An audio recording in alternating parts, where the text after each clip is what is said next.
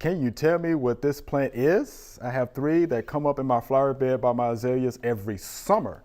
I usually cut them down, so I'm not sure if they bloom. And this is from Melissa right here in Memphis.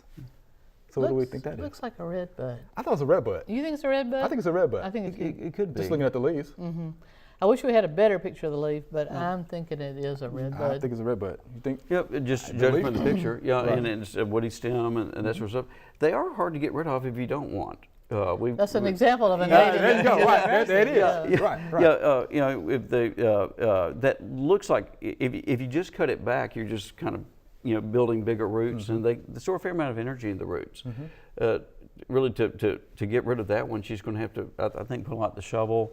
We do use some glyphosates, Right. and something like that. If you can cut down and get a big fresh cut, you can put the concentrate on and wipe out the root system that way. But plants, if they're happy where they are sometimes hard to get rid of.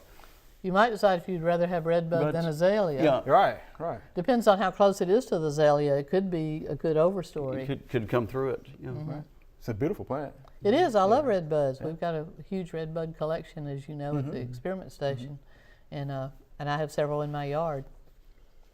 Oh yeah, I've got I have one in my yard as well, so yeah, love it. Beautiful they plant. bloom at a great time, and it's really exciting. That's back when you're excited about your yard again. After When you're excited about it. Yeah, this time of year I just go in the house and wait for October. Like, too much weeding and watering to be done in about now.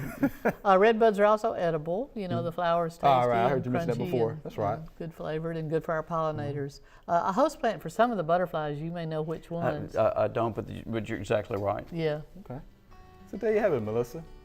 That's a lot of good uses. Might be a better plant overall for all these different uses than the azalea. azaleas, right.